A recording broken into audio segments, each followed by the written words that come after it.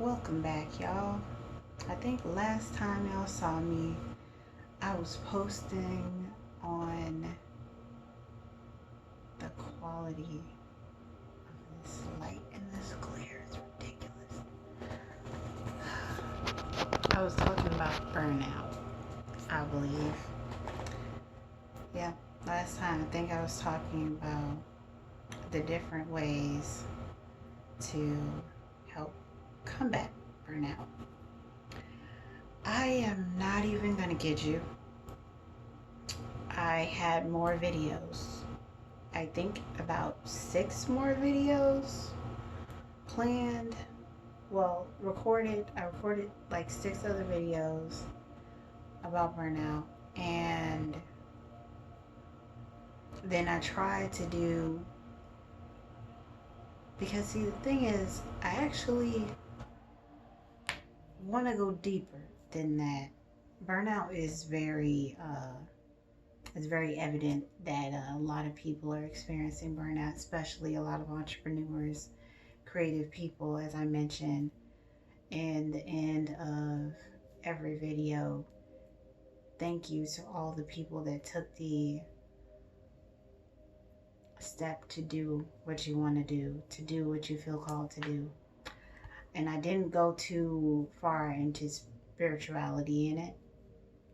And I just felt very restricting of myself because I've come very far in my spiritual journey. So the way that I talk now reflects in almost every conversation that I have, and especially to come to a platform and just be myself, to hold off on that and hold back from that, it just it didn't feel right. I'm not gonna say it didn't feel genuine. It did, but it felt like I could do more. Like, I'm giving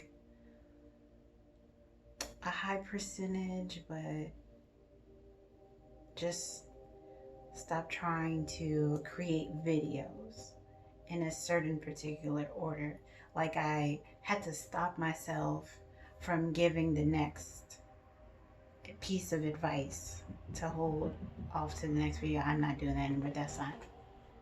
I can't. I tried to record videos while I was walking, and I don't have a stabilizer, so that didn't work. So I tried to record audio. Y'all, I didn't feel like y'all wanted to hear audio that was about 30 minutes long, and then another one that was 50 minutes long, but it was only 50 minutes because I stopped it and realized that it was pretty long of me talking. So 3 minutes in, that's out the way.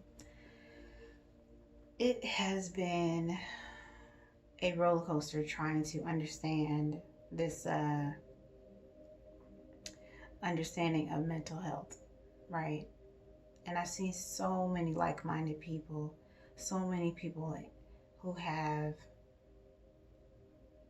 publicly announced to YouTube and other various places that they have left their jobs, and they have done it for the safety of their mental health. I remember when I quit my job, I was still living with my mom, and she questioned me on income and what income I was having. And at the time, I thought I did have sustainable income, but I was also very, very, like, the anxiety level was ridiculous. And that's outside of, so I had 2 different things. I had living there, and then I had the job that was bringing so much anxiety and so much stress that I've never experienced before, because I've always been a person who pushes forward.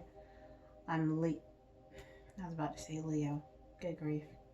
I'm a Virgo sun, and during that time I knew I was a Virgo sun. As you continue on, you start learning that there are other signs and planetary alignments and houses. I was a Virgo, so that's just all that I was doing. I was just being Virgo.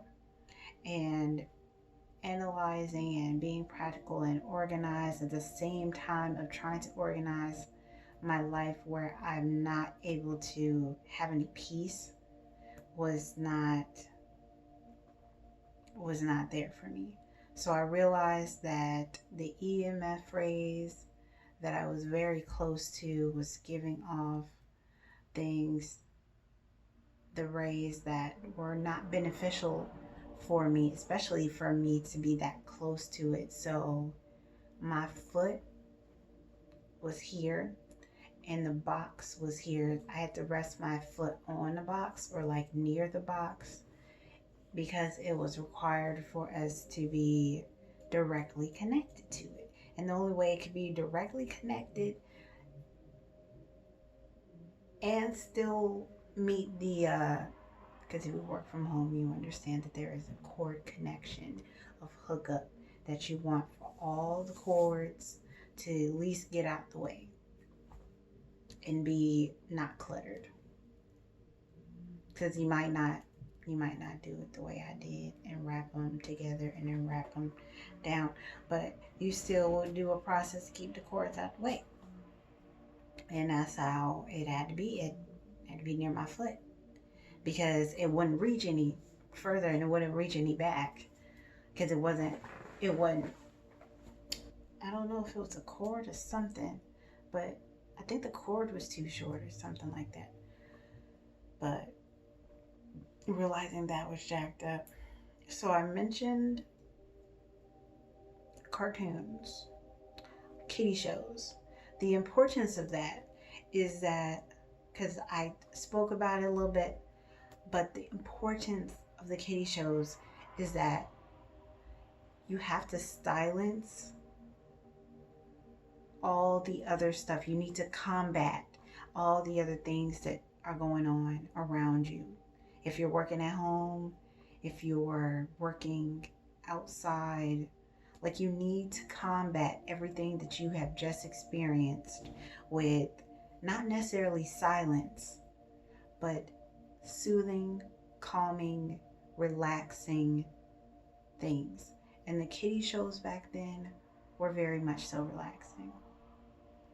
Very much so relaxing. And I started being a different person. Like I was extremely, as I did not know until I recently, I think the other day, watched a special talking about, a PBS special talking about people who were sent home to work remote and the toll that it was taking on them. And I tried to explain it to my mom and she just didn't understand it. And then I watched this video and I'm like, oh, y'all just said exactly what I said to my mom. And so you're saying that there's hundreds of thousands of people experiencing the same thing? Okay. Right. All right. So it was very soothing. It was very calming. And even so, to a meditative state of calming. I did watch them every day. I did watch them when I first woke up. And let's say when I first woke up. Then I started into meditating and going outside and just staying outside in the sunlight and the fresh air, the natural light. I also changed the music that I was listening to. Well, I'm not going to say that. I'm going to say to change the music that you're listening to, whether, like, if you're listening to soothing, calming music that speaks positively, like if you were conversating with somebody and they spoke the lyrics, it wouldn't be an issue. It wouldn't be a trigger, as people like to say. That word is everywhere. Then, great. But I changed. I was listening to Earth, Wind, and Fire and Stevie Wonder, and that's great, especially Stevie Wonder's Superstition and his I think that whole album, but it was very,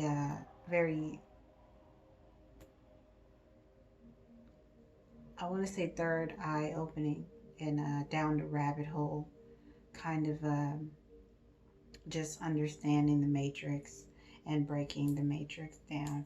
And I did actually have to get out of that. So I eventually gravitated to Erica Badu because before, I remember a lot of her songs were on the radio. And I looked and I saw, like, I think almost her whole first album is constantly played on the radio. It's like, wow. I don't know if anybody really does that, but like almost the whole first album is constantly played on the radio. So, like, first, second, and third album, I went through the songs that I care for and I put them in playlists and I ended up downloading them to my phone. It's the only other song that I have downloaded to my phone was Earth, Wind, and Fire, Fall in Love with Me. And then the other things were Jose Silva, one of his guided meditations, and an audiobook speaking on the ancient manifestation techniques. So that process was about the beginning of this year, I believe, and is very calming. So apart from the cartoons, I was meditating, sun gazing, listening to calming music. I had a candle lit, and eating, as far as eating wise, fruit smoothies and canned fruits and oatmeal. Fruit smoothies, canned fruits, and oatmeals. Okay, we had 12 minutes. What are we gonna do with this one?